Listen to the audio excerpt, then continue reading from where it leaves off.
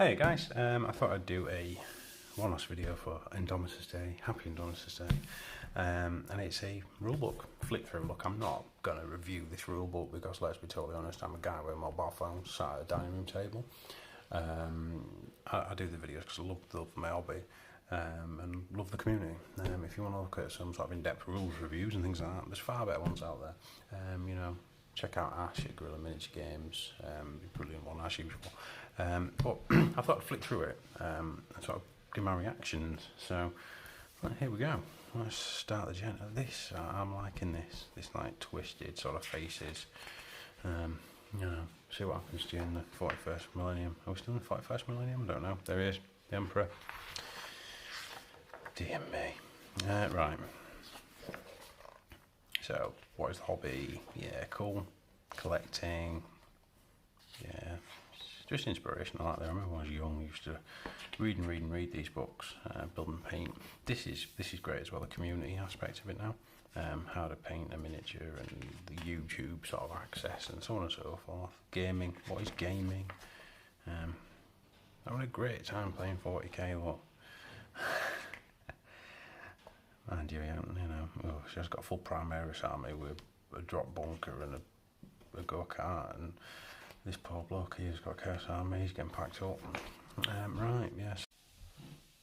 So the Dark Imperium section, it's just the artwork's cool, isn't it? Look at this guy here, he's really annoyed. Although he's a good guy apparently, well, we'll get into that. It falls out. How cool is that?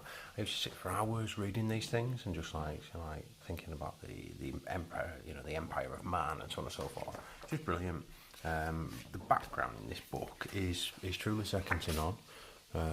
Imperial Sanctus, the Warriors of Faith about the Battle Sisters, Legacy of Strife, Remnants of a Dark Age, Saga of the Imperials, what's happening.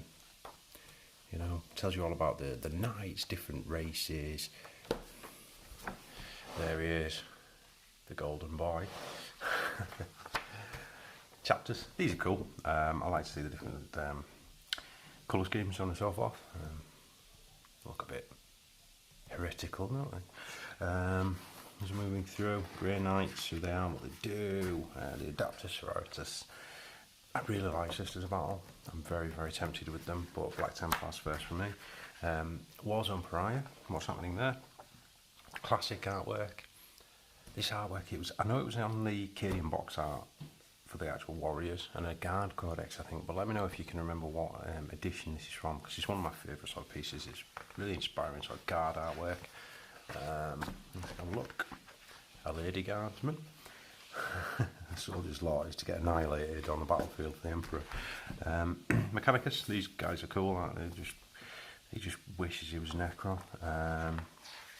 Yeah, more about the wars and the background in this book, guys, just unbelievable.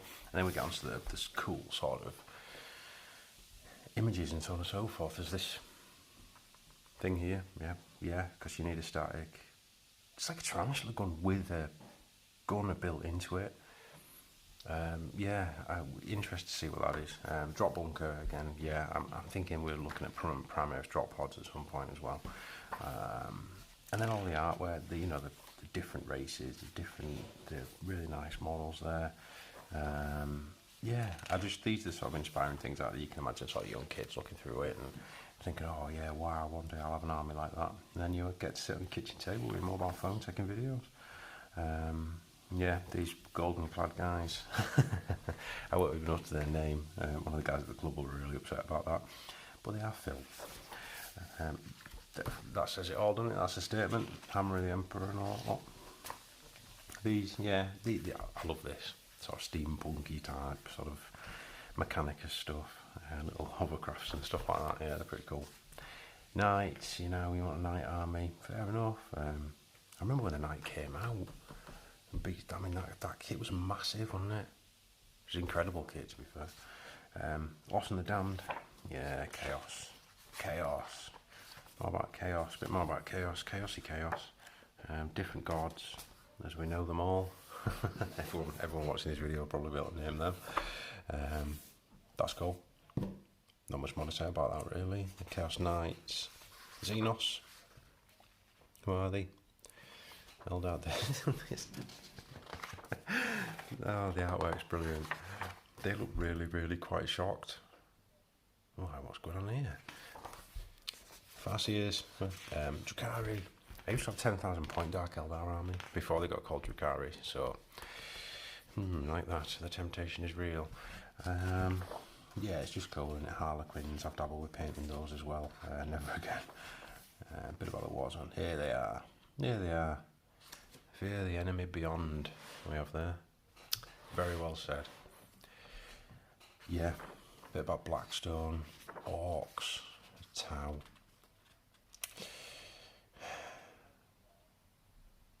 He looks as worried as he should be. I'm not the biggest fan of Tau. I think the models are great, and if you collect Tau, great. You know, there's some beautiful models out there for them, and so on and so forth. I think they just spent so many editions being absolutely broken that hopefully they are fun to play against now. Tyranids, these guys need some love. Games Workshop, if you're watching, these guys need some love. More cool models. Yeah, I mean, the hobby in this book is just unbelievable, isn't it? Hobby. I mean, look at that. Anyway, hobby, more hobby. Yeah, more inspirational battlefields. The rules. So, we've gone through 191 pages and have just got to the rules. Like I said before, I'm not going to do a full top-down rules thing there. There's better videos out there, people that want to go in depth about it. I'm not going to tell you what you need to start, what you need to do, so on and so forth. I think, pick the book up and read it. But yeah, one thing now, I have actually had my first game of 9th edition. I can say that the rules are actually really, really well written. It's all in there, basics. I love this aspect as well, the bullet points. You know, before it just stops all of that sort of. Oh, I want to know about the command phase. Oh, here we go, blah, blah, blah. Yeah, and it just makes it easier. I certainly did in our first game that we had on Tuesday. It's just easier, just the bullet points there. If you need it, it's there for you, with a bit more blurb above it as an explanation, telling you all about it. What I can say from playing the game now, it actually plays very quickly. We did a 2,000 point game. I think it was 2.5 hours, including reading time, which, you know, that's pretty good. It's for us anyway.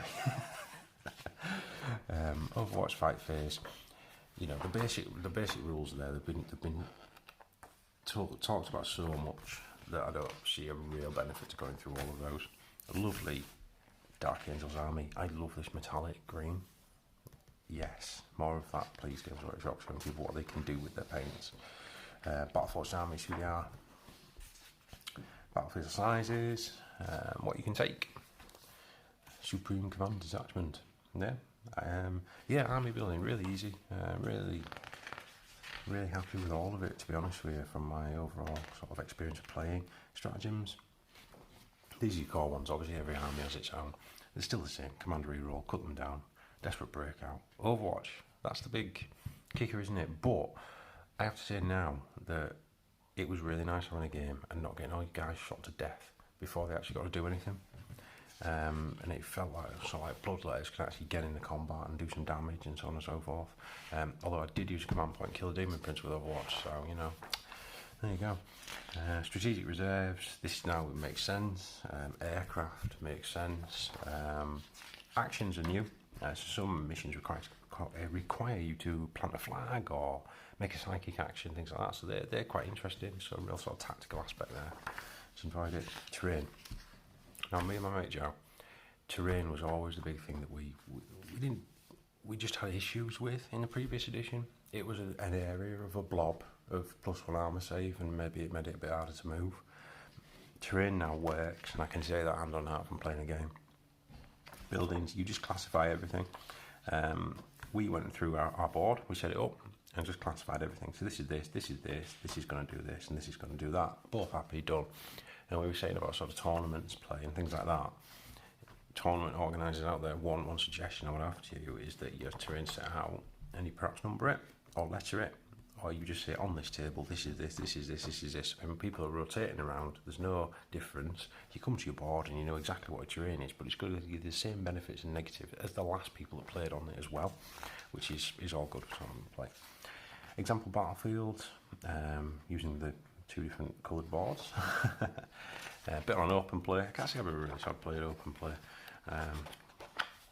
just put everything you've got down and shell each other off is, you know, I suppose narrative is pretty cool, isn't it? Stuff like that. They've got an issue with each other. Eternal War, mission packs. The missions are really good as well. Secondary objectives. So now, the way it works, you have your main objective in a mission, and then you pick 3, but they have to be from different aspects. So last night, for example, I took the traditional Slay the Warlord, 6 victory points if you kill a Warlord. There's things like first strike, score 5 victory points at the end of the battle, if any enemy units were destroyed in the first battle round, and an additional 3 victory points if more enemy units and friendly were destroyed in the first battle round. So you can really sort of tailor it. The missions are good. They all measure from the centre of the battlefield now as well, to take into account the new board size, which is quite useful. And again, it was just dead easy. It was, you know, this is a mission, this is what you need to do, this is the main objective. There's an optional secondary objective you can take along with 2 others from the selection. This is how it is. Enjoy your game. And that's exactly what needed to happen. And they're all different for incursion size games, strike force size games, so on and so forth. There's loads of missions in there. Death Guard Killing Tower. Narrative play. And Crusade. So Crusade is something I'm thinking you're probably going to see a bit more from me on, because I'm really into sort of like narrative, what happens, naming guys, injuries. I play a lot of Necromunda. I'm very interested in this. I've not fully read this through yet. But the idea is that you start with a power level pool of points, and then as you go through the game you gain experience through killing things, doing objectives, heroic actions, so on and so forth, and it gives you requisition points, and you can spend requisition points to give your guys relics or more guys, things like that. And I just really like that idea. I'm going to tie that in with building a Black Templars army, so make a Crusade army to start with, and then as I get a new unit they can be requisitioned into it. And the cool thing here as well is, if you keep it on a tally chart, you can take your Crusade army to any game with any player, you know. At the end of the day, no one's going to make it up. If you do, you need a word with yourself. So you can take that to play somebody else and continue your saga, which is pretty cool. I do really like that. What happens, Psychic Fortitude, Crusade relics, you know, Antiquity relics, different relics that you can find on your Crusade and so on and so forth. What happens to a guy if he gets killed? Let's have a look. So, for example, you could get a lost leg, -1 movement. That was fair enough, isn't it? -1 chance, yeah. Blinding 1 eye, deep scars, chest wound, loss of reputation. Yeah, that would be a pretty brilliant one. Selecting Crusade army, and it just takes you through it, and then you've got your Crusade things here, which obviously is permission to photocopy. Thank you, Games Workshop. More cool artwork. Crusade mission packs. So again, Crusade have their own mission options. What you're going to do, which again is pretty cool. They're smaller sort of size missions, but yeah, I mean, look at all of that. And then rules appendix. Thank you. So this is so useful. Rules, terminology, glossary, so on and so forth. Finish it off with more artwork, and that is 9th edition 40k. So, first impressions, very impressed. Very impressed with the layout, very impressed with how it works, so on and so forth. And having a game now, yeah, love it. Can't wait to get more in. So, thanks for watching. I hope it's been a bit of an eye-opener. And like I say, there's plenty of other videos out there that will go through things in depth and have lots of really cool graphics, but this is just me telling you about what I think about the book. So, thanks for watching. Happy hobbying.